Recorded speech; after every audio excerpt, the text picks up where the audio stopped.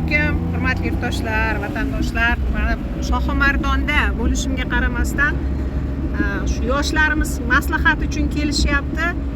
Igor opa, shu sharoitim bor, nima qilsam bo'ladi? Shuni qanday yo'lga qo'ysam bo'ladi degan chiroyli maslahatlar bilan chiqishyapti albatta. Va shuning bilan birga albatta shu yoshlarni orzu umidini amalga oshiradigan viloyat hokimi Xayrilla Hayitboyevich, yoshlar agentligini rahbari Boburjon, kadastr rahbari viloyat Nodirjon, Usmonjon, Markaziy bank ishlaydigan viloyat bo'limida rahmatjonlarga rahmat aytaman. Igor opa, muammo yo'q, bemalol har taraflama bu yosh yigitimizni qo'llab-quvvatlaymiz deb o'zlarini roziliklarini bildirishdi. Har turli rahmat. Hozir men o'sha joyda ko'rgani ketyapman. Dorixona ochmoqchi bu yigitimiz, joyi bor. Kichkinagina bir kompaktniy joy ochish kerak. Men o'tgan safar doriga muhtoj bo'lib qolib, shahar markaziga tushib qiynaldim, to'g'risi. Endi shu yordonni tepasida shu aholiga dori bo'yicha xizmat ko'rsatish ham yo'lga qo'yilsa, u yoqda ham mehmonlar ko'p bo'ladi. Yaxshi bo'lar edi. Men bu yigitni talabini, taklifini qo'llab-quvvatlayman. Albatta, xudo xolasa, viloyat rahbarlari qarab turmaydigan umiddaman. Bet yordonni markazi hisoblanar ekan. Mana hurmatli yurtdoshlar, joyingiz qayerda? Darroqda. Demak, bu yosh yigitimizni qilmoqchi bo'lgan dorixonasi shahar markazidan, Shohimardon o'sha markazdan 7 kilometr yuqorida, yordonda ekan. 7 kilometr ham katta masofa, chunki qishloq ahli taksi, boshqa tezkorlikda dori-darmon bo'lishligi uchun dorixona muhim bu yerda. Bu yerda turistlarimiz ham ko'p. Oho. Mana javob. Hech oldiraveraymi, Igor opa? Mayli. Albatta qarshilik bo'lmaydimi sizga? Ay bo'ladi, xudo bo'lmaydi opa.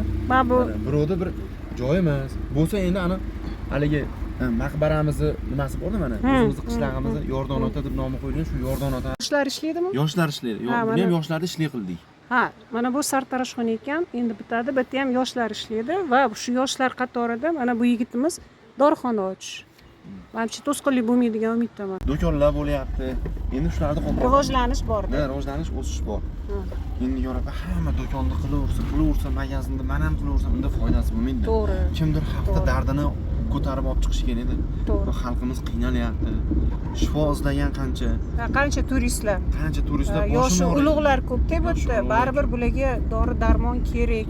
Kimdir mana kelgandan beri ko'pchilikning davlenasi oshganda, tog' bo'lganligi uchun qon bosimi oshyapti. Qon bosimini tushirishga albatta apteka, dorixonalar. Albatta, shunday apteka bo'lishi kerak. Xudo xolasa yordam beramiz. Xudo xolasa. Endi rasmga olib lokatsiyasini tashlab bering dedi.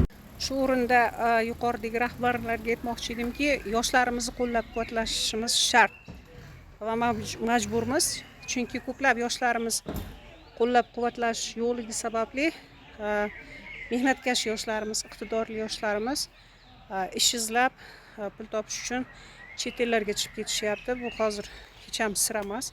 Shuning uchun mana shu yerda hozir Shohimardonda juda ham ko'p iqtidorli, mehnatkash, zahmatkash yoshlarni ko'ryapman. Sharoit yaratib berishsa, tog'ni ham talg'on qiladigan yoshlar ekan, hurmatli prezident. Hozir mana shu yoshi agar o'zi dorixonasini ochsa, o'sha o'zini mutaxassislikka ega bo'lgan tibbiyotchi xodim amaliy ish bilan ta'minlanadi. Boringki 2 kishi ish bilan ta'minlanadi. Bu ham bir yutug'imiz.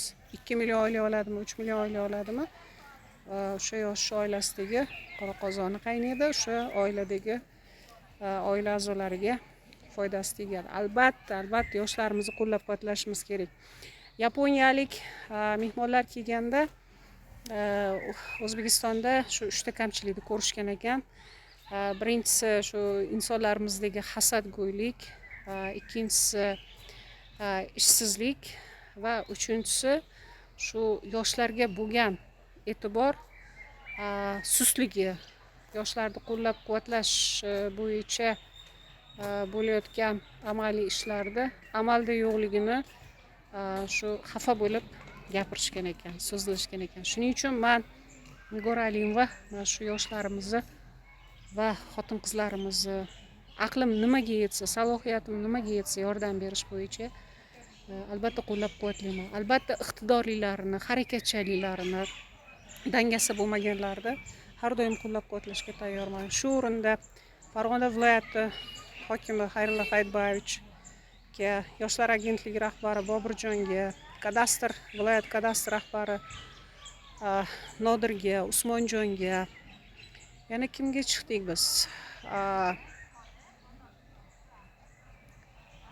Menimcha adashmasam shularga chiqdik shekilli. Shularga o'z minnatdorchiligimni bildiraman.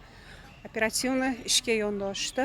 Markaziy bankda ishlaydigan faol do'stimiz Rahmatjonga o'z minnatdorchiligimni bildiraman. Bular shu yoshdagi ish jarayonini, xatti-harakatni o'zlari nazoratlariga olishdi. Xudo xolasa tez orada amaliy yordam berishadi. Hammaga rahmat, sog' bo'linglar, salomat bo'linglar.